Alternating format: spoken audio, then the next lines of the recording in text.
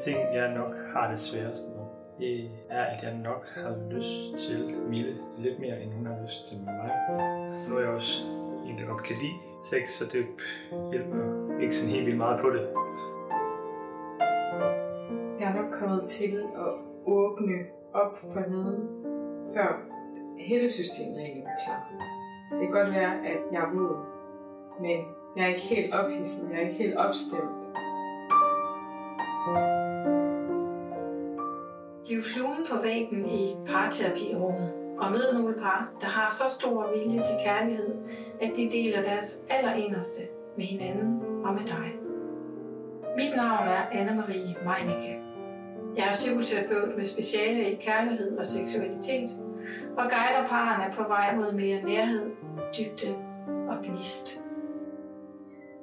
I dag deler Mille og mulighed i, hvorfor det er svært både at skulle sige nej til sex, og at få et nej, når man er opstemt og klar.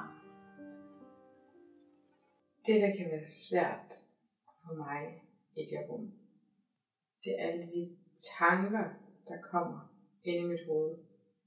Bare det, vi allerede sådan, går ind i soveværelset og siger, så nu skal vi til at i gang, eller det kan ske, eller så min hjerne den begynder at køre, så begynder den at sige sådan noget med, det går for stærkt, og jeg ved ikke, om jeg er klar, jeg ved ikke, om jeg har lyst, har jeg lyst, har jeg ikke lyst, eller så sker der det, at hvis jeg så siger nej til dig nu, så bliver du ked af det, eller du bliver skuffet, eller du synes, jeg er en dårlig kæreste, eller en dårlig hustru. Og så kan jeg mærke, at så bliver jeg ked af det. Og så prøver jeg at have sex med dig. Og hvor jeg så bliver nødt til at stoppe det. Og jeg synes også nogle gange, det er rigtig svært at mærke, at du er klar. Sådan her. Og jeg skal bruge en halv time. Og så har jeg nok også gjort det nogle gange, at jeg er nok kommet til at åbne op for neden, før at hele systemet egentlig var klar.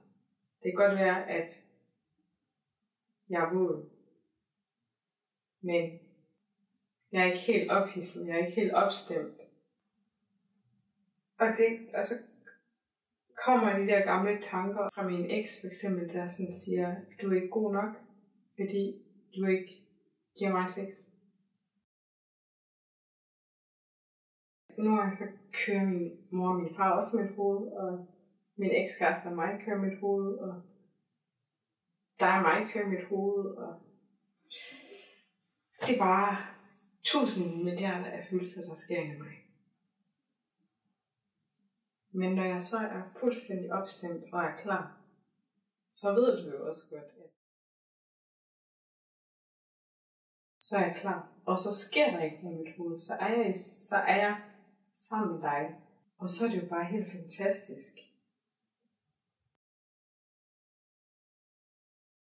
Så det kan godt være, at det er det, du sådan, nogle gange kommer til at også afvise dig i forhold til, når du rører mine bryster. Så kan jeg nogle gange komme til at se sådan her ud i ansigtet. Og jeg tror, det handler om, at jeg faktisk slet ikke er klar til det. Der er mange ting, der skal gå op for mig nu. Et forspil skal ikke kun være sådan 10 minutter, når jeg kan mærke, at jeg har behov for en halv time. Og nogle gange så er jeg jo klar sådan her. Og så er der jo ikke noget problem. Tak skal du have. Det var meget, meget fint, hvad du fik sagt der. Hvad mærker du lige nu, Mille? Jeg kan se på dig, der Jeg bliver sker ked noget. af det. Kan du mærke, hvad du bliver ked af? Jeg bliver bare ked af, at jeg måske selv har udsat min krop for nogle ting, som fordi jeg ikke har været åben, jeg ikke har sagt helt stop lige. Det giver mening.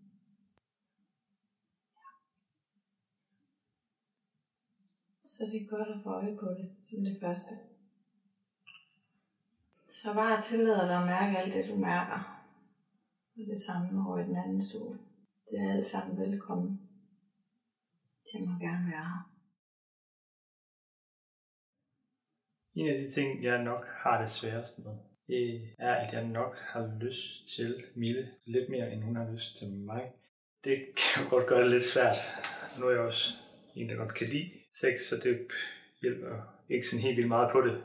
Så det kan godt være lidt svært det der med nogle gange at skrue tempoet ned, fordi jeg måske bliver så lidt ivrig, og nok fordi, at jeg nok tænker som en mand. Så tænker jeg nok, som de fleste mænd vil tænke, at de lever så nok lidt ind i det, og det gør jeg nok også.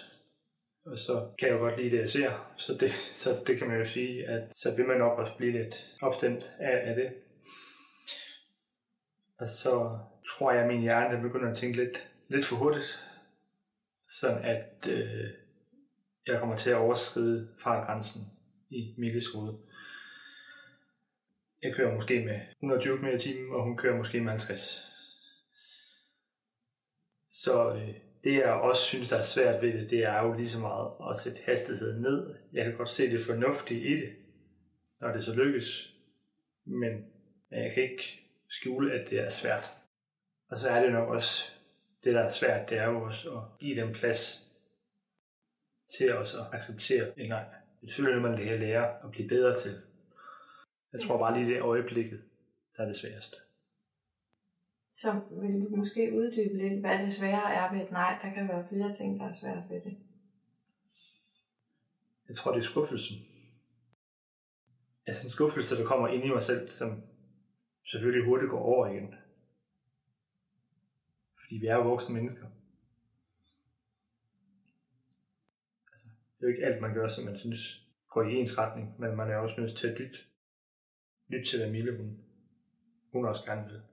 Så det ikke bliver kun, hvad jeg vil. Hvad mærker du, Mille? Der er noget, der lige rammer dig der.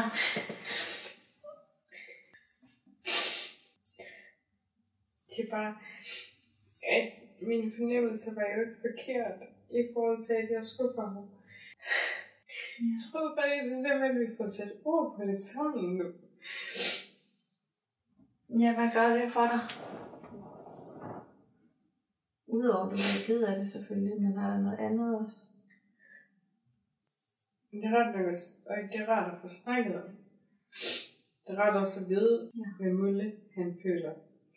Ja, nogle gange beder jeg også tingene i mig. Det er man jo nødt til i nogle situationer. Det gør jo ikke, at jeg elsker ham mindre.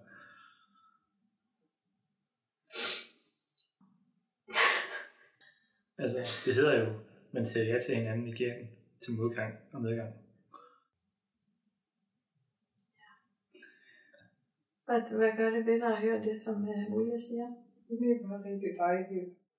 At han elsker mig uanset hvad. At han elsker mig for mig. Ja. Så kunne du prøve at sige det igen direkte til Mulle, hvad der gør dig glad ved det, han lige sagde?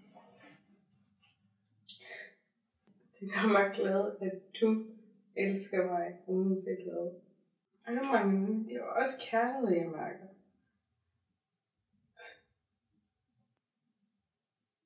Hvordan mærker du kærlighed? Og bruger kærligheden hen inde i dig lige nu? Herinde i hjertet. Inde i mit hjerte kan jeg mærke, at Mulle, han er bare så dejlig, fordi han kan rumme mig. At du kan rumme mig.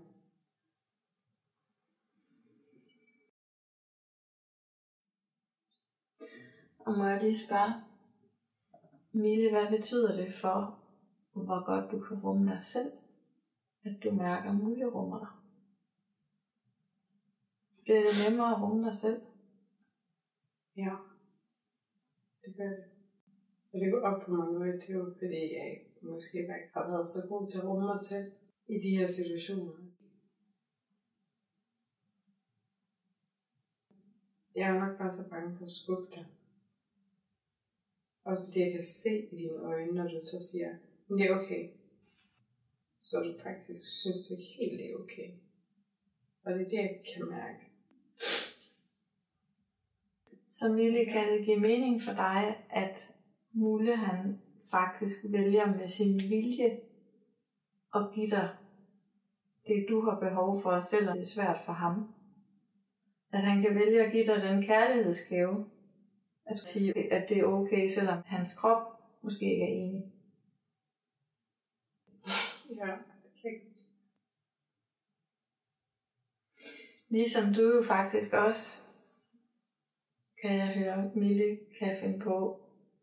Og det er måske en misforstået hensyn, eller en kærlighedsgave, som Mulle måske ikke værdsætter så meget, som du tror, at han har brug for at få den.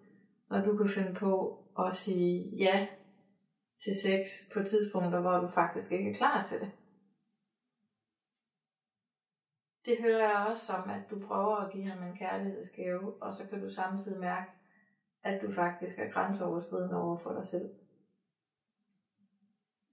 Ja. Men så er det måske grænseoverskridende de første 5 minutter. Men når jeg så selv bliver opstemt, så er det jo grænseoverskridende mere. Okay, så det er lige ligesom, at det skal starte, det er det, som kan være udfordrende for dig, når du er klar. Mm. Og så har du faktisk en evne til at arbejde med, så når du bliver klar. Ja.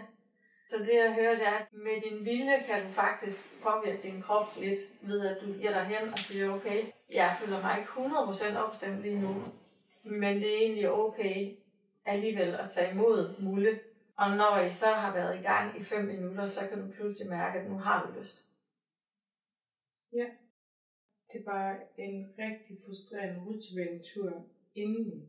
Så du kunne godt tænke dig, at det var på en anden måde, at du respekterede dit nej lidt mere fra starten.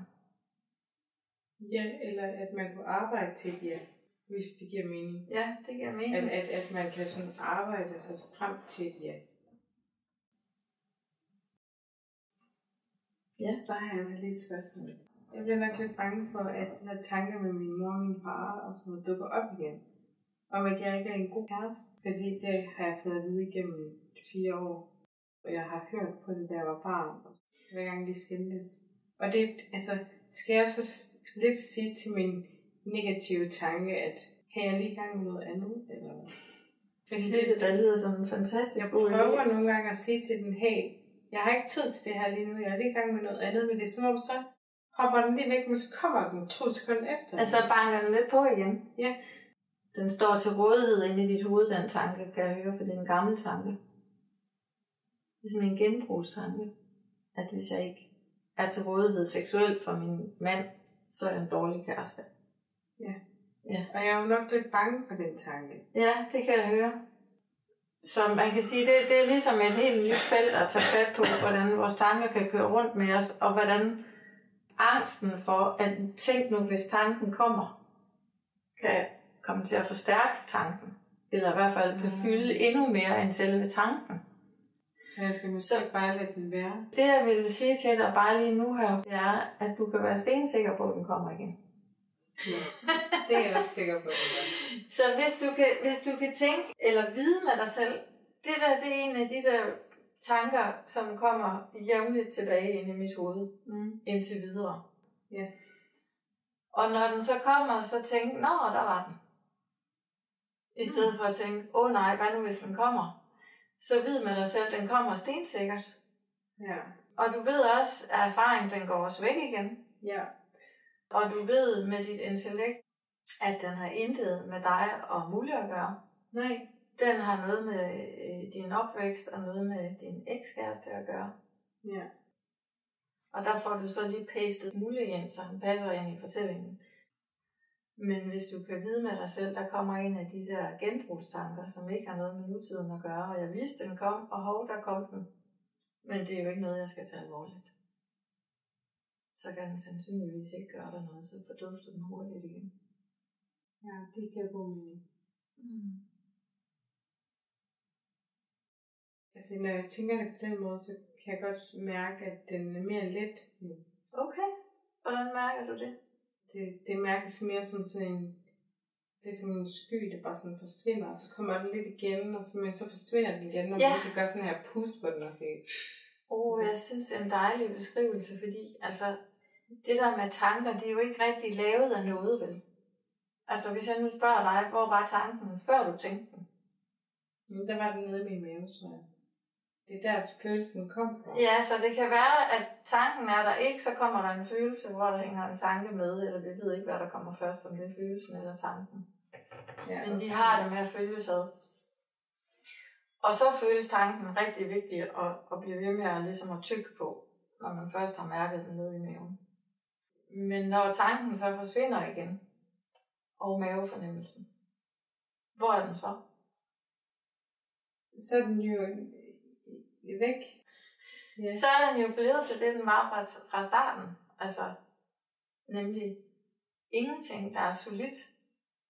Så jeg kan godt lide, at du snakker om det der med skyerne. Det er ligesom en sky, der bliver opløst, eller puster det væk. Så driver den videre på himlen. Fordi den er ikke andet end det. Den har kun den betydning, som du giver den, eller hvis du tager imod den og tykker lidt på den og tænker, her er noget vigtigt, jeg bliver nødt til at gruble over. Så føles det pludselig vældig solidt. Lige indtil du glemmer det igen. Nå, så det er en gammel tanke, som kom igen, skal jeg bare sige. Nå, det var den gamle tanke, der kom igen. Der kom den gamle tanke igen. Goddag, du gamle. Og så lidt give den lov til at være der, i stedet for at... Altså give den lov til at være der, så den kan forsvinde igen. Men ja, du skal lade være med at kæmpe for at få den til at forsvinde, fordi så får den bare energi. Så det er det er jo det, jeg har prøvet på førhen. Der har jeg jo prøvet på det der med at sige, jeg er lige i gang med noget, nu gider du forsvinde, eller... Ja. Så har jeg været meget negativ omkring den. Ja. Har det virket nogle gange? Det kan jo godt være, at det har det, at du siger, at jeg har ikke hele tiden. Men så går den væk i 2 sekunder, men så kommer den jo igen. Så du kan jo prøve at lægge mærke til, Mille, om det gør nogen forskel, at du bare hele tiden er klar over, at vide, hvornår den kommer. Altså, at du i stedet for er sådan lidt, nej, hvor spændende, kan vide, den kommer i dag, kan vide, den kommer i morgen. Interessant. Som sådan en slags studie. Jeg undersøger lige, hvor meget min tanke omkring det der, den er på repeat. Og så prøver at se, hvordan føles det så, når den kommer, og hvor længe bliver den. Ja. Vil du være med til at lave det eksperiment? Det vil jeg gerne. Super godt. Der følger mange goder med, når man fortæller sin partner, hvad man egentlig mærker. Og en af de vigtigste er, at man samtidig fortæller det til sig selv. Det vil sige, at man først lytter indad, og i et eller andet omfang accepterer det, man finder. Lars J. Sørensen, som er psykolog og psykoterapeut, beskriver det sådan her. Hvordan kan jeg vide, hvad jeg mener, hvis jeg ikke har nogen at fortælle det til? I næste episode reflekterer Mille og Mulle over, hvad de hver især selv kan gøre for at få det bedre med deres fælles sexliv. Og der viser sig en uventet konklusion både på Milles og Mulles banehalvdel.